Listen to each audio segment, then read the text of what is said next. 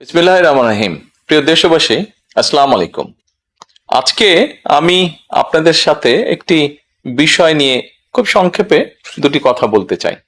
যে বিষয়টি সমাজের প্রত্যেকটি শ্রেণী পেশার মানুষকে স্পর্শ করে। যে বিষয়টি কি সেটি হচ্ছে আমাদের পরিবেশ। অর্থাৎ আমি, আপনি, আমরা সকলে যে পরিবেশটাতে থাকি সেই পরিবেশটি কেমন, আমার আশপাশটি কেমন।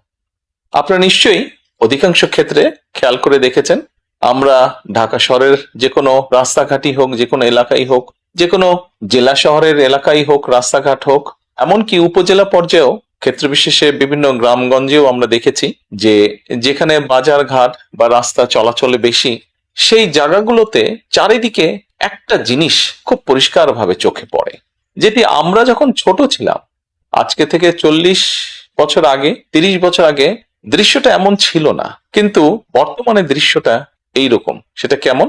চারিদিকে আমার আপনার আমাদের ব্যবহার করা হাতের টিস্যু, অথবা আমার আপনার খাওয়া চিপসের প্যাকেট, অথবা বাসায় ব্যবহার করা রান্নার তেল যে তার প্লাস্টিকের বোতলটি, অথবা আমি বা আপনি পানি পান করেছি প্লাস্টিকের বোতল থেকে সেই বোতলটি, এরকম আরো অনেক ধরনের আবর্জনা যত্র তত্র সব জায়গায় ছড়িয়ে আছে। কোনো জায়গায় একটু বেশি জমা হয়ে আছে, অথবা যত্র তত্র লোকালয়ে চারিদিকে ছড়িয়ে আছে। চিন্তা করে দেখুন তো, আপনার ঘরে, যে ঘরটিতে আপনি থাকেন, যে বাসাটিতে আপনি থাকেন, যদি চারিদিকে এমন টিস্যু ছড়িয়ে থাকতো, যদি চারিদিকে এমন আবর্জনা ছড়িয়ে থাকতো, আপনার কাছে কি ভালো লাগতো দেখতে? নিশ্চয়ই না, আমাদের কারো কথাই ভালো লাগতো না। কবি তো সুন্দরভাবে লিখেছেন, সবুজ শস্য শ্যামলা আমার এই ভুবন। তা আসুন না, আমরা কেন আমাদের পরিবেশটাকে সুন্দর করতে পারবো না? বাংলাদেশের অধিকাংশ মানুষই পায়ে হেঁটে চলে, অথবা রিকশায় যায়, অথবা বাসে চলাচল করে।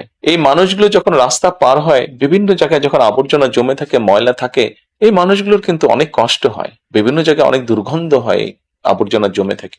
তবে আমরা যদি সকলে মিলে একটু সচেতন হই, আমরা যদি নিজেরা সচেতন হই, যত্রতত্র যদি আমাদের ব্যবহারকৃত আবর্জনাগুলো যদি যত্রতত্র আমরা না ফেলে দিই, আমরা যদি একটি নির্দিষ্ট জায়গায় এই আবর্জনাকে জমা করি এবং নির্দিষ্ট উপায়ে যদি এটাকে পরে ধ্বংস করি, তাহলে যেমন আমাদের পরিবেশটি ভালো থাকবে, ঠিক একইভাবে আমরা আমাদের পরিবেশটাকে সুন্দরভাবে রাখতে পারবো।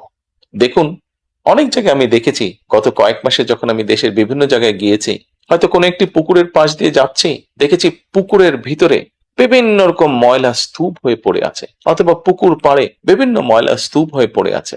অথচ একসময় কিন্তু এই পুকুর পাড়ে মানুষ বিকেলে বসতো, গল্প করত পরিবার পরিজন নিয়ে, কিন্তু এখন আবর্জনার জন্য সেটি সম্ভব হয় না। ঢাকা শহরেও বিভিন্ন পার্ক আছে, বিভিন্ন জেলা শহরেও বিভিন্ন পার্ক আছে। আমরা পার্কগুলোতে যাচ্ছি বিকেল বেলায় পরিবার পরিজনকে সাথে নিয়ে, কিন্তু গিয়ে যখন আমরা চিনে বাদাম খাচ্ছি, অথবা চিপস খাচ্ছি, অথবা বাচ্চারা লজেন্স খাচ্ছে, খেয়েই আমরা জিনিসটা সেখানে ফেলে দিচ্ছি।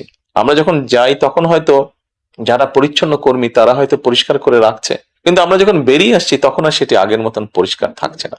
কিন্তু যদি যে পরিষ্কার থাকতো, আপনি যদি পরিষ্কার করে রেখে আসেন, আপনার পরবর্তীতে যে যাবে সেও সেই পরিচ্ছন্নতা, সুন্দর পরিবেশটি উপভোগ করতে পারবে। কাজে আসুন না, আমরা যদি আজকে থেকে প্রত্যেকে সচেতন হই, আমাদের হাতের আবর্জনা বা ব্যবহৃত আবর্জনা যদি নির্দিষ্ট জায়গায় সুন্দরভাবে আমরা গুছিয়ে ফেলি, তাহলে ধীরে ধীরে হয়তো আমরা আমাদের এই বাংলাদেশটাকে আবর্জনা মুক্ত করতে পারবো, সুন্দর একটি পরিবেশ গড়ে তুলতে পারবো।